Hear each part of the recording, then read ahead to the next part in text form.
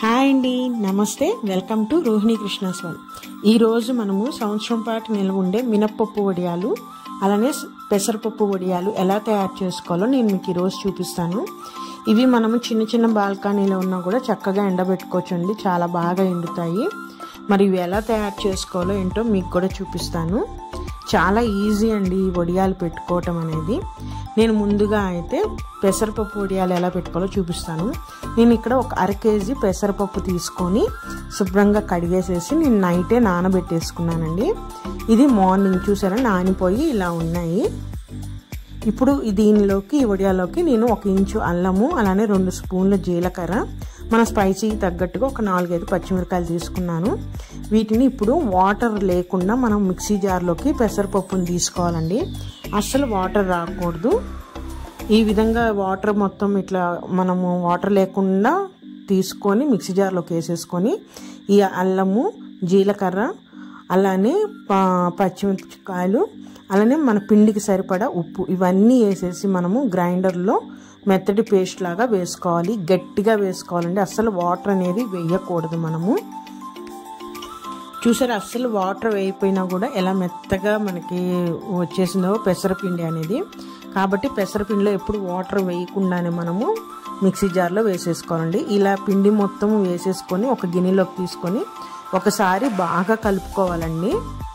ఇప్పుడు కలుపుకున్న తర్వాత నేను ఇట్లా మా బాల్కనీలోనే నేను వేస్తున్నానండి.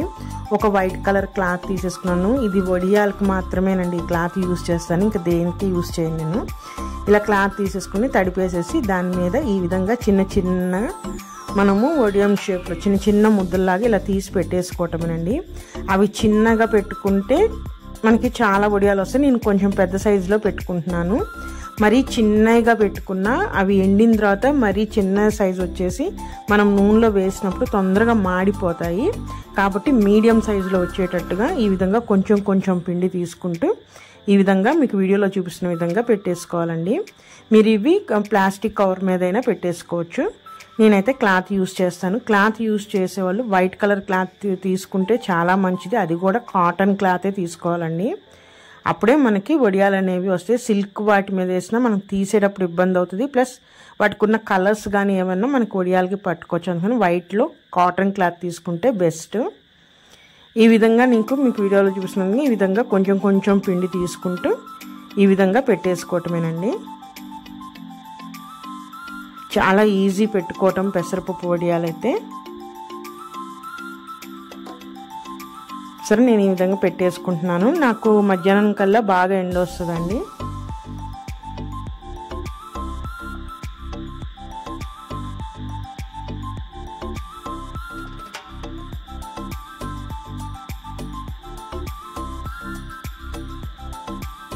ఒక 1/2 కేజీ పిండికి నాకు ఇన్ని వచ్చినాయండి. నేను కొంచెం పెద్ద సైజులో పెట్టుకున్నాను కాబట్టి ఇలా వచ్చినాయి. లేదంటే కొంచెం చిన్న సైజు అయితే ఇంకా ఎక్కువ వడియాలు వస్తాయి.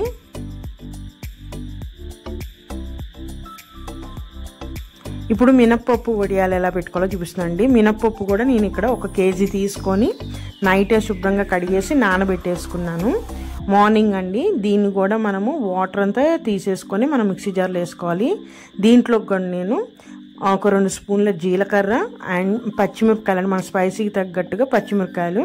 1 కేజీ పిండి కాబట్టి నేను ఒక 10 పచ్చిమిరపకాయల వరకు తీసుకున్నాను. అలానే సాల్ట్. దీంట్లో నేను అల్లం వేయట్లేదు. సేమ్ ఇందాట్లానే వాటర్ అంతా మనము అంటే వాటర్ మొత్తం మనము డ్రైన్ చేసేసి పప్పు వరకే వేసుకోవాలి. గ్రైండర్లో వేసుకుంటే ఒకేసారి అయిపోతుంది. నేను కొంచెం పిండే వరకు కాబట్టి నేను మిక్సీ జార్లో వేసుకుంటున్నాను. ఈ విధంగా మనం గారె పిండికి ఎట్లా వేసుకుంటామో అదే విధంగా అంత మెత్తగా అంత గట్టిగా వేసుకోవాలండి. చూసారా ఈ విధంగా గట్టిగా ఇట్లా ఈ విధంగా ఉండాలి. మనం చేత్తో తీసుకున్నప్పుడు ఇట్లా ఉండరాగా రావాలండి. పల్సగా మటుకి చేసుకోవద్దు. గట్టిగానే మెత్తగా గట్టిగా పట్టుకోవాలి మనము పిండినైతే. ఈ విధంగా నేను మినప్పప్పు మొత్తము మిక్సీ జార్లో వేసేసుకున్నానండి.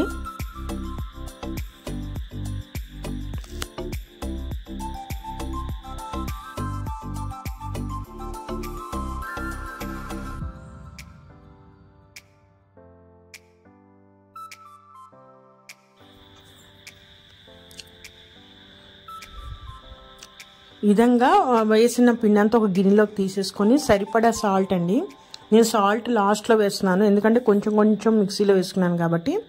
ఈ విధంగా పిండి మొత్తం అయిపోయిన తర్వాత సరిపోయినంత సాల్ట్, మనం గారె పిండిలో ఎలా అయితే వేసుకుంటామో సాల్ట్ అంతే వేసుకోవాలి, ఎక్కువ వేసుకోకూడదు వడియాల్లో, ఎందుకంటే అవి ఎండిపోయిన తర్వాత చాలా సాల్టీగా ఉంటాయండి. సో ఇప్పుడు సరిపడా సాల్ట్ వేసేసుకొని నేనైతే ఒక 3 స్పూన్ల సాల్ట్ వేసాను. ఇదంతా పిండిలో కలిసేటట్టు బాగా కలుపుకోవాలి. అలానే పిండిని కొంచెం ఇట్లా మీకు వీడియోలో చూపిస్తున్నట్టుగా ఈ విధంగా బాగా బీట్ చేసినట్టు ఒక్కసారి కలుపుకుంటే మనకి వడియాలు అనేవి చాలా అంటే ఎండిపోయిన తర్వాత కూడా చాలా సాఫ్ట్గా ఉంటాయండి, గట్టిగా లేకుండా తినేటప్పుడు చాలా సాఫ్ట్గా క్రంచీగా ఉంటాయి. సో ఈ విధంగా బీట్ చేసేసుకోవాలి మొత్తము.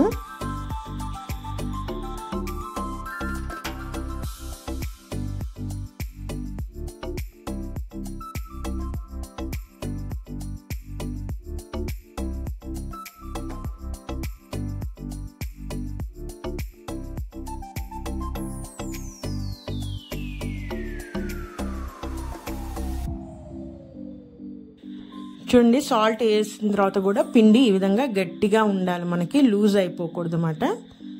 సో ఈ విధంగా పిండిని మనము గ్రైండ్ చేసేసుకొని ఇంకా వడియాలు పెట్టేసుకున్నామండి. సేమ్ ఇవి కూడా నేను బాల్కనీలోనే పెట్టుకుంటున్నాను, అట్లానే క్లాత్ మీదే పెట్టేసుకుంటున్నాను. కొంచెం కొంచెం పిండి తీసేసుకొని ఈ విధంగా మనము చిన్న చిన్న ఉండల్లాగా పెట్టేసుకోవటమేనండి. మీకు కరెక్ట్ షేప్లో రావాలి అనుకుంటే ఏదన్నా ఒక అంటే పైపింగ్ బ్యాగ్లో కానీ లేదంటే ఒక చిన్న స్పూన్తో కానీ అట్లా కరెక్ట్ షేప్ రావాలనుకుంటే అట్లా పెట్టుకోవచ్చు. లేదు ఇట్లా కొంచెం కొంచెం మనం ఒంట్లో పెట్టేసుకుంటే చాలా ఈజీ అండి. అవి ఎండిపోయిన తర్వాత ఎటు రౌండ్గానే అట్లానే వస్తుంది షేప్ అనేది. సో ఈ విధంగా సైజ్ అనేది మీ ఇష్టము, మీరు చిన్న చిన్న వడియాలు చిట్టి వడియాలు పెట్టుకోవాలంటే చిన్న చిన్నగా పెట్టుకోవచ్చు. నేను అయితే ఈసారి కొంచెం పెద్దగానే పెడుతున్నాను వడియం సైజు అనేది. ఈ విధంగా తీసుకొని కొంచెం పిండి ఇలా పెట్టుకుంటూ వెళ్ళిపోవటమేనండి లైన్లో.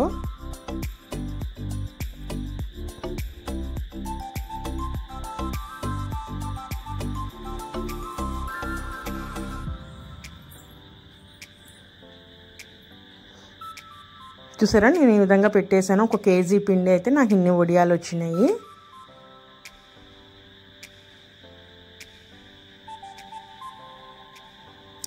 ఇంతేనండి, నాకు ఒక పావు గంటలో నేను పెట్టేశాను ఈ వడియాలన్నీ. అయితే కొంచెం కొంచెం పిండి కాబట్టి మనం ఈజీగా తొందరగా పెట్టుకోవచ్చు.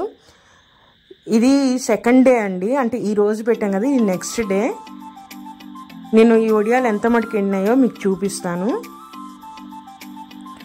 చూసారా, చాలా గట్టిగా అయిపోయినాయి, మొత్తం ఎండిపోయిందండి. చేతి కూడా ఇట్లా ఒత్తుతున్నా కూడా చాలా గట్టిగా ఉంది. ఒకటి ఓపెన్ చేసి చూపిస్తాను.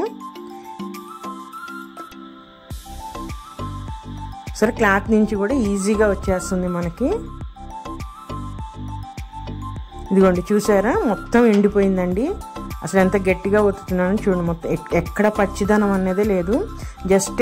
జస్ట్ సెకండ్ డే రోజేనండి ఇది. అందుకే నేను చెప్తున్నాను, బాల్కనీలో అయినా సరే మనం ఈజీగా పెట్టుకోవచ్చు, తొందరగా ఎండిపోతాయి ఈ వడియాలు అనేవి. కాకపోతే మీకు కొంచెం ఎండ టైం అనేది ఎక్కువగా ఉన్న ప్లేస్లో చూసి పెట్టుకోండి. నేను ఆ నెక్స్ట్ డే ఆ రోజు ఈవినింగ్ తీసుకొచ్చేసి నేను ఇంకా ఇక ఒలిచేస్తున్నాను. ఈ విధంగా చాలా ఈజీగా రిమూవ్ అయిపోతున్నాయండి క్లాత్ నుంచి. అయితే చూస్తున్నారు కదా, ఈ విధంగా నేను వడియాలన్నీ నేను క్లాత్ నుంచి రిమూవ్ చేసేస్తున్నాను.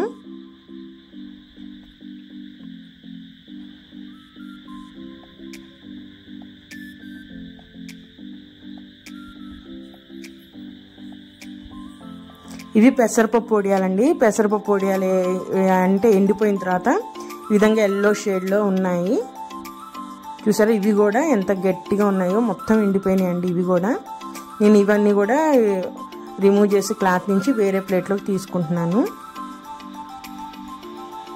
నేను ఒక 1/2 కేజీ పెసరపప్పు వడియాలు పెట్టాను, 1 కేజీ మినపప్పు వడియాలు పెట్టేసుకున్నాను. ఇంకా చాలా రకాల వడియాలు పెడతాను కాబట్టి నాకు సరిపోతాయి. ఇదిగోండి, ఇన్ని వచ్చినాయి. చూసారా, దగ్గరగా చూపిస్తున్నాను, మొత్తం ఎండిపోయినాయండి. ఇట్లా ఒలుచుకున్న వడియాలను కూడా నేను ఇంకొక రోజు, 3వ రోజు కూడా నేను ఇట్లానే ప్లేట్లో పెట్టేసి ఎండబెట్టానండి.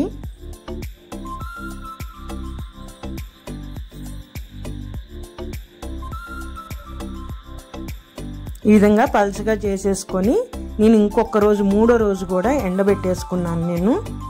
ఎందుకంటే మనకి సంవత్సరం పాటు నిల్వ ఉండాలి కాబట్టి ఇంకొక రోజు ఎండినా కూడా మనకి ఎటువంటి ప్రాబ్లం ఉండదు, చక్కగా డ్రై అయిపోతాయి. చూసారా, అవి పట్టుకొని ఉంటున్నాం, అటు సౌండే ఎంత గలగలగా మనకి ఆ క్రంచీనెస్ కానీ ఆ ఎండిపోతేనే అలాంటి సౌండ్ వస్తుందండి. మనకి ఎక్కడ బ్రేక్ అవట్లేదు వడియాలనేవి. సో నేను ఎండిపోయిన తర్వాత ఈ విధంగా నేను శుభ్రంగా కడిగి తుడిచి ఎండలో ఆరబెట్టుకున్నాను ఈ డబ్బాలు అనేవి. వాటిలో వేసేసి స్టోర్ చేసేసుకుంటాను. నాకు సంవత్సరం పాటు నిల్వ ఉంటాయండి. నాకు సంవత్సరానికి సరిపోతాయి కూడా ఈ వడియాలు. ఇంకా వేరే రకాల వడియాలు కూడా చాలా రకాలు ఉంటాయి నా దగ్గర. సో ఇవి అన్నిటి మీద నాకు 1 year వస్తాయి. ఇట్లా వేగిన వడియాలని మనం ఈ విధంగా మంచి గోల్డ్ కలర్ వచ్చే వరకు మనం నూనెలో వేయించుకుంటే టేస్టీగా చాలా బాగుంటాయి. ఇవన్నీ కూడా పప్పుచారులోకి చాలా బాగుంటుందండి. పెరుగన్నంలోకి కూడా చాలా బాగుంటుంది ఈ వడియాలు అనేవి. మిగతా కర్రీల కన్నా పప్పుచారులో అయితే ఇంకా చాలా బాగుంటాయి. ఒకసారి మీరు కూడా నేను చేసిన విధంగా ట్రై చేయండి. చాలా ఈజీ పెట్టుకోవటం ఈ వడియాలు అనేది. మరి ఇదేనండి ఈరోజు వడియాల రెసిపీ అయితే. ఈ సమ్మర్లో అన్నీ మనం రకరకాల వడియాలు పెడతాం కదా, మీకు ఇంకా ముందు చాలా రకాల వడియాల రెసిపీస్ చూపిస్తాను. మరి నా వీడియో కనుక నచ్చితే ప్లీజ్ సబ్స్క్రైబ్ మై ఛానల్. అలాగే మరొక మంచి రెసిపీతో మళ్ళీ కలుస్తాను. ఉంటానండి, బాయ్.